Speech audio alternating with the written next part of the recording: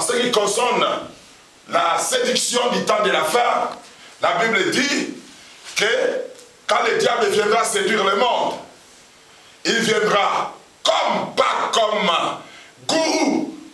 Il ne se présentera pas nécessairement comme un marabout. Mais le diable, dans la séduction, il va se présenter comme envoyé de Dieu. La Bible dit, on parle de la séduction du temps de la fin. Et dans la séduction, on ne peut séduire que celui qui n'était pas avant sous la domination du diable. Il n'existe pas de séduction pour quelqu'un qui est déjà sous l'influence de Satan. La séduction n'est utile pour le diable que quand il la pratique contre des personnes qui sont déjà avec Dieu, qui marchent déjà avec le Seigneur. Le diable a séduit Adam et Ève dans les jardins parce que Adam et Ève n'étaient pas dans son camp. Le diable a séduit les enfants d'Israël dans le désert parce qu'ils étaient le peuple de Dieu. Le diable a tenté de séduire Pierre parce que Pierre appartenait à Jésus. Et quand on parle de la notion de la séduction, on parle des hommes et des femmes qui ne font pas partie du camp diabolique, et le diable viendra se présenter avec certaines choses pour les attirer vers lui. La séduction n'est pas une pratique active dans le royaume des ténèbres pour les gens qui sont dans le monde, mais plutôt pour les gens qui sont dans l'église, pour les gens qui sont en Christ. Et le diable sait que moi et toi, nous sommes attirés par ce qui est de Dieu, par ce qui est du Christ, par ce qui est la parole de Dieu. Et ce que le diable fera, il ne viendra pas proposer aux hommes le diable. Il ne viendra pas nous proposer Satan. Je suis Satan et je vais vous sauver. Non. Il viendra en tant que le Christ. Jésus-Christ nous dit lui-même qu'ils s'introduiront parmi vous des loups ravisseurs. Mais il ne se limite pas là. Il dit, ils viendront en vous, vers vous, en vêtements de brebis. Dites Amen bien. Amen. C'est là qu'il y a la complexité dans le domaine du discernement ou de la compréhension des deux marques, entre la marque de Dieu et la marque de Satan. Amen. La complexité existe à ce niveau parce que le diable ne se vend pas, ne se présente pas aux chrétiens comme étant Satan. Marius, regarde ici. Amen.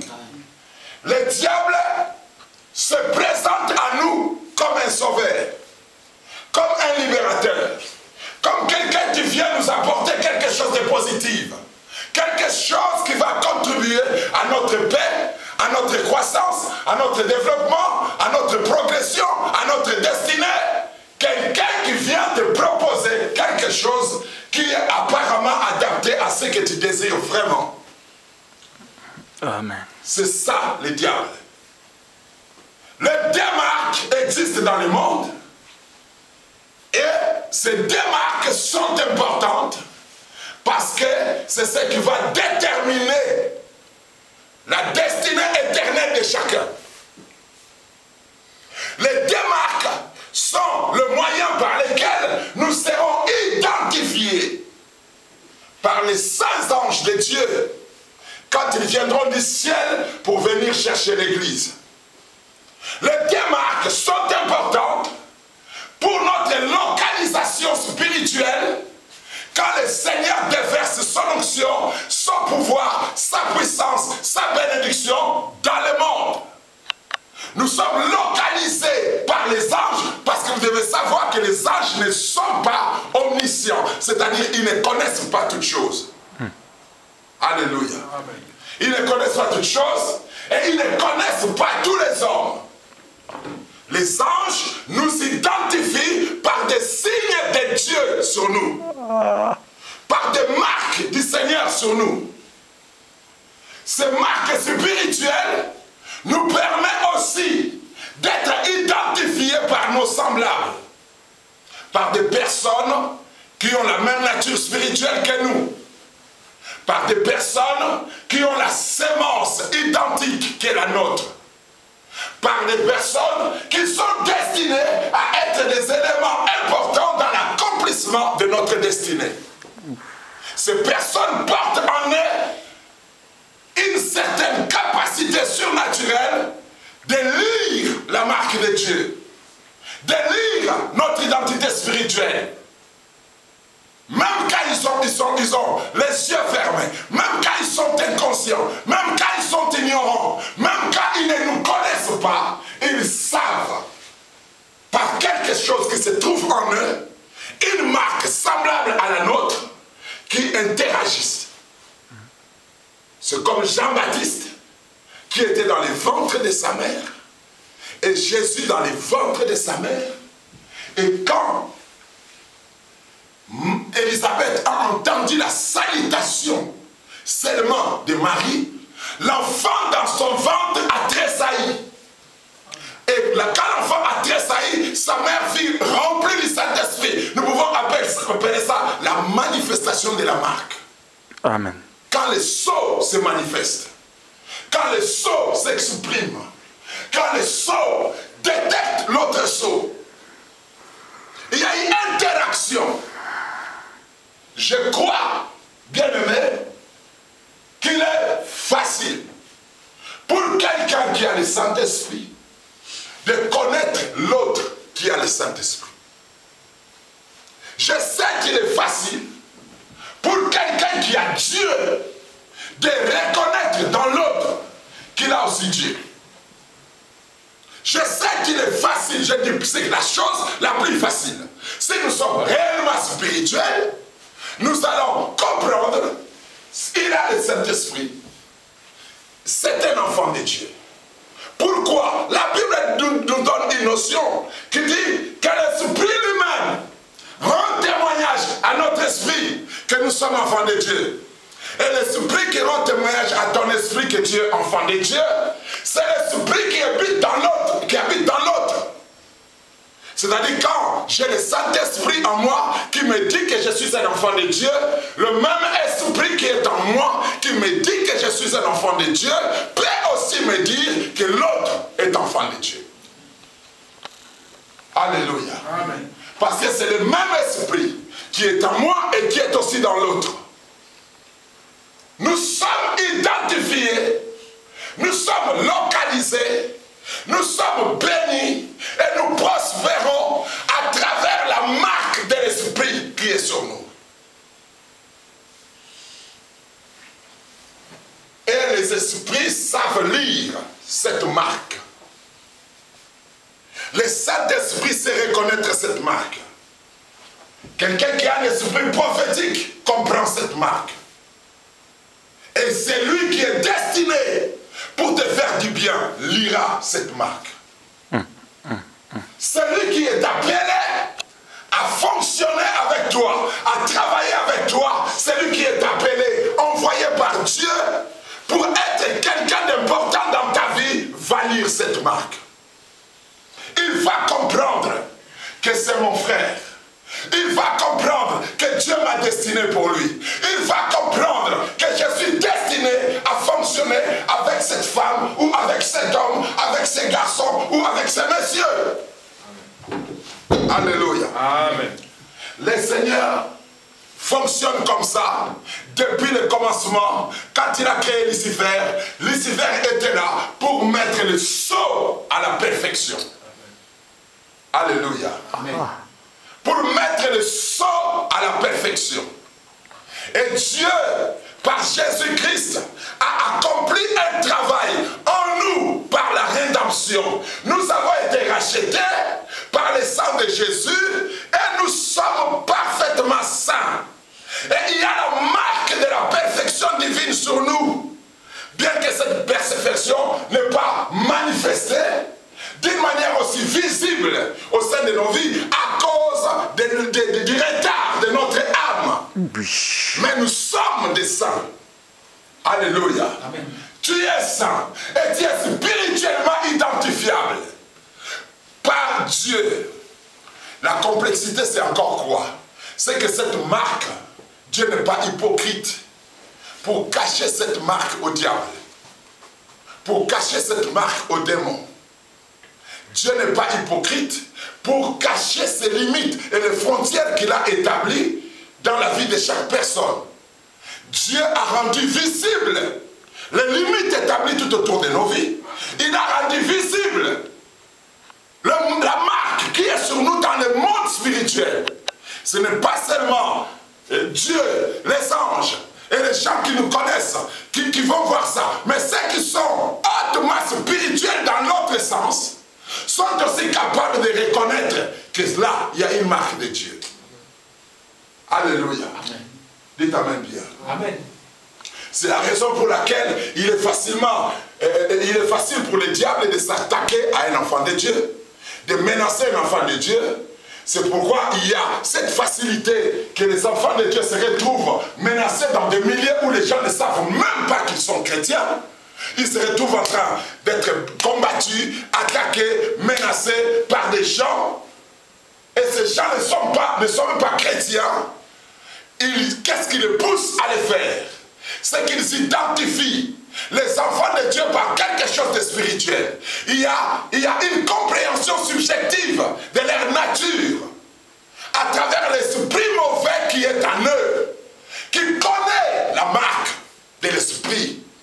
Le jour où Jésus-Christ se pointait à Gadara devant le fou qui avait plusieurs démons en lui, le fou l'a identifié. Les démons qui étaient en lui ont identifié Jésus. Alléluia. Amen. Ils ont dit, qu'y a-t-il entre nous et toi? Jésus-Christ, le Fils du Dieu très haut. Ils l'ont identifié. La marque de Dieu sur toi n'est pas cachée. Spirituellement, c'est ouvert. C'est exposé. Un sorcier peut te voir. Un sorcier ne te voit pas parce que Dieu t'a exposé à la sorcellerie. Non, Dieu permet qu'un sorcier te voie pour qu'il puisse comprendre ses limites par rapport à toi. Pour qu'il puisse comprendre que tu es intouchable. Pour qu'il puisse comprendre que ici c'est le territoire de Dieu. Amen. Nous appelons Dieu Jéhovah Nissi, l'Éternel notre bannière. Et cette bannière est spirituelle. Et ceux qui voient cette bannière, c'est les anges et les démons. C'est les hommes spirituels et les hommes spirituellement méchants qui voient cette bannière élevée au sein de nos vies. Quand un vrai fils de Dieu entre dans un territoire, le diable le saura. Les démons le sauront. Que quelqu'un est entré ici. Quand tu vas dans une maison, il y a des sorciers. Tu vas dans une maison où il y a des méchants. Sache-le bien que les méchants qui sont dans cet endroit-là sauront que tu es un vrai fils de Dieu. Alléluia. Ils sauront qu'il y a quelque chose de différent en toi. Tu n'as pas besoin de commencer à proclamer que je suis un enfant de Dieu pour qu'ils le sachent. Ils le sauront parce que tu es marqué spirituellement par quelque chose dont Dieu a rendu visible pour placer des limites entre toi et le monde des ténèbres. Lisez l'histoire de Job.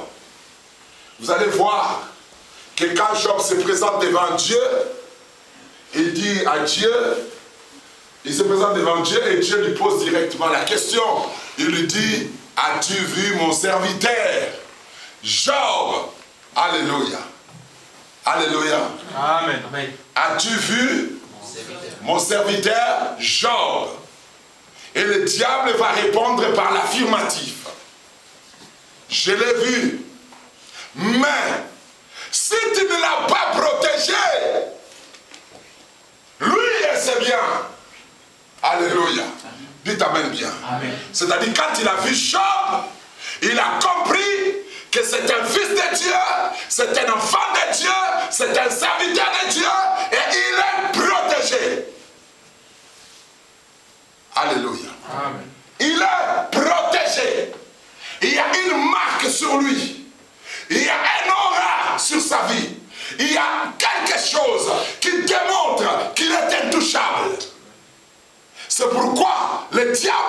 ne pouvait pas toucher Job, bien qu'il l'a vu. Le diable nous voit, mais il y a des limites établies spirituellement pour qu'il ne puisse pas porter sa main sur nous. Dites Amen bien. Amen. Dis après moi, ils peuvent me voir, Ils peuvent me voir, mais ils ne peuvent pas me toucher. mais ils ne peuvent pas me toucher. Alléluia. Amen. Le diable, Dieu ne nous expose pas spirituellement. Non, il a placé une marque en nous pour que nous soyons identifiés. Comme vous voyez, un policier dans la rue, il a son tenue, sa tenue, son uniforme, et il a ses galons. Et quand vous le voyez, vous l'identifiez en tant que policier. C'est-à-dire que vous n'allez pas vous comporter vis-à-vis de lui comme vous vous comportez avec n'importe qui. C'est comme ça que Dieu a mis une marque sur les chrétiens pour que le monde puisse les voir, les reconnaître et reconnaître leurs limites par rapport à eux. La Bible déclare, ne touchez pas à mes rois et ne faites point le mal à mes prophètes. Pourquoi Dieu va dire ça aux païens? Pourquoi est-ce que... Parce que Dieu n'a pas dit ça aux chrétiens. Vous avez déjà lu ce texte, non? Oui. Dieu n'a pas dit ça aux chrétiens. Dieu s'est adressé aux nations dans lesquelles se trouvait son peuple. Dieu s'adressa au roi. Psaume chapitre 115. Il s'adressa au roi qui, parmi lesquels vivaient Abraham, Isaac et Jacob et leurs descendants. Dieu s'adressa à eux en leur disant, ne touchez pas à mes rois, ne faites point le mal à mes prophètes. Et comment est-ce qu'un sorcier peut savoir que celui-ci était loin de Dieu? Alléluia. Comment peuvent-ils respecter ses limites s'ils n'ont pas la capacité de le voir? Ils ne peuvent respecter ses limites que quand ils voient ses limites. Quand ils voient ses frontières. Quand ils voient cette marque de l'onction sur nous, de la puissance de Dieu sur nous, qu'ils reconnaissent que ça, c'est un domaine réservé de l'Éternel.